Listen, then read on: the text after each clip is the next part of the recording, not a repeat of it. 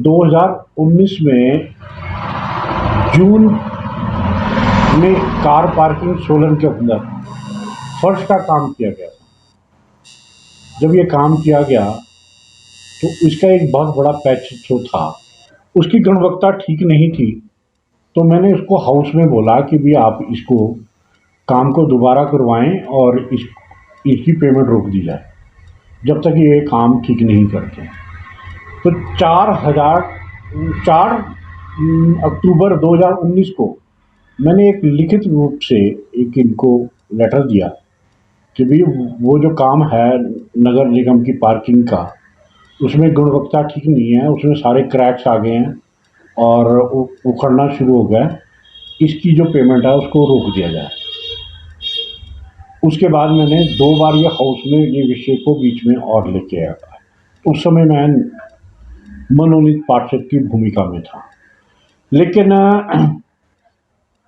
4 मार्च 2020 को मुझे मालूम हुआ कि भी इन्होंने उसकी पेमेंट बिना काम ठीक करवाए कर दी है, क्योंकि उस समय कोरोना का दौर नया नया शुरू हुआ था, एकदम लोगों में खौफ था और 20 या 21 मार्च को तो शायद कंप्लीट लॉकडाउन हो गया था। तो उसके बीच में इन्होंने इसका फ़ायदा उठाकर उसको पेमेंट कर दी।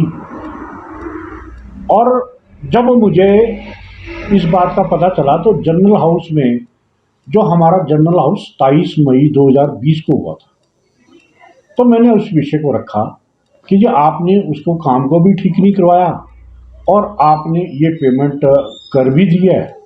तो मेरी रिक्वेस्ट ये है कि भी आपने पेमेंट कर दी, कोई बात नहीं, लेकिन आप इस काम को पुनः जो है इस काम को ठीक करवा दो। और वो सारा का सारा उखड़ना दोबारा शुरू हो गया। और साथ में जब मैंने उनको आखिर में ये बात बोला कि 3 बार मैं पहले इस विषय को ले चुका हूँ, उसके बावजूद आपने इसको पेमेंट को किया, यदि आप 15 दिन के अंदर इस काम को नहीं करेंगे तो मेरे को विजिलेंस में जाना पड़ेगा। लेकिन बड़ा दुर्भाग्यपूर्ण है कि भी जब जनरल हाउस में बोलने के बावजूद भी ये काम नहीं किया गया, तो मैंने 12 जून 2020 को विजिलेंस में कंप्लेंट की।